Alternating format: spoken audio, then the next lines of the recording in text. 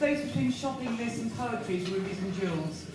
Don't be scared, I'm very short. Besides, it's very big print, it's very short. I earn my living cleaning houses. This piece is not autobiographical at all. 16 reasons to love your cleaner. She knows what lies beneath your sofa. She knows what goes on behind closed doors. She could, if she wanted, clean your toilet with your toothbrush. She could, but she doesn't. She knows you wear the same pajamas for a week, or is it 2? She knows who takes antidepressants and who really, really should.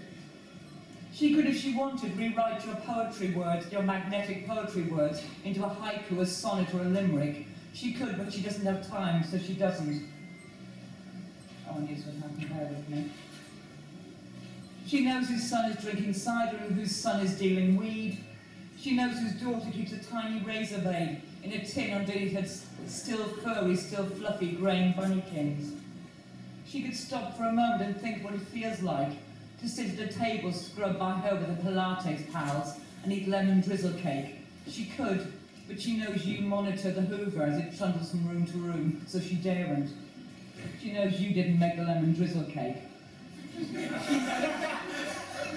She knows you did eat 3 packets of crisps, 2 large Mars bars, and a gluten-free chocolate bar in bed this week. She could tell you her children got far better A-levels than hers and go to far, far better universities. She could, but the knowing is a one-way street. She guards her privacy jealously. She knows you're £234.47 overdrawn the day after payday. She knows you shop in Aldi now. You carry your shopping home in cat kits and jute shopping bags. She could make a fuss about the underpayment that didn't have any change or sort it out later. She could, but she doesn't. She knows you're not credit-worthy anymore. She knows it won't be long now before you're the one picking up your husband's toenail clippings from the bedside table. You're the one getting the plates from under the children's bed when the food is festered, hardened to concrete, scrubbing your own pine table. She knows it won't be long now.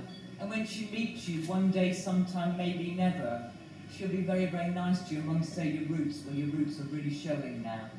Thank you.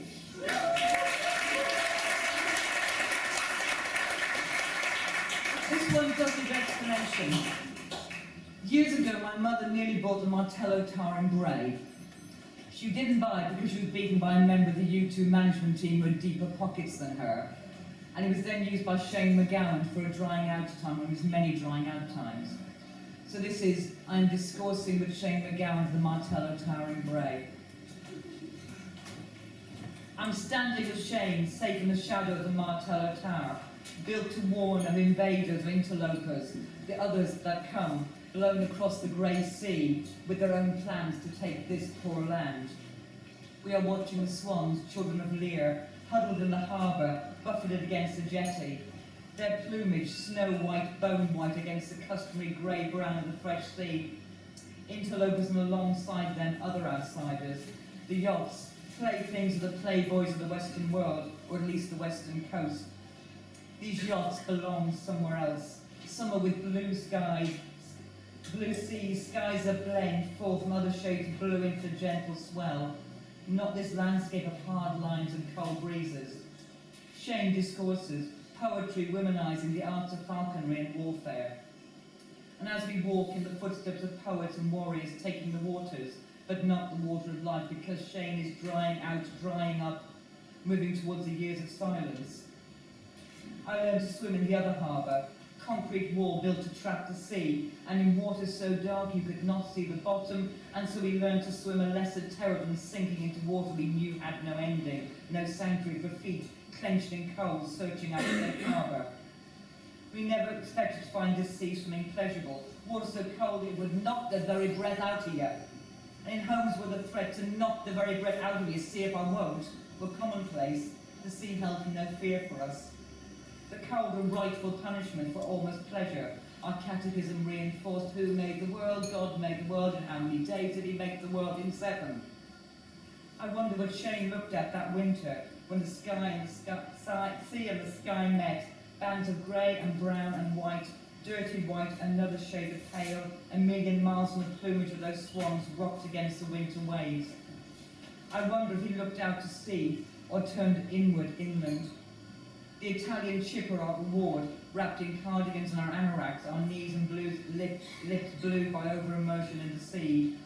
The chips are reward for childhood bravery, child stoicism. We ate them, huddled ourselves against the constant winds, hot, greasy, somehow more delicious the colder we were. And then the walk past the amusement arcade, because nice children didn't go there, licking the tang of salt, sea salt, chip salt from our fingers as the purple faded from our knees, our lips. I'm standing in the shadow of the Martello Tower, taking refuge in the storm. When the signs of love is grey and blue, watching from below.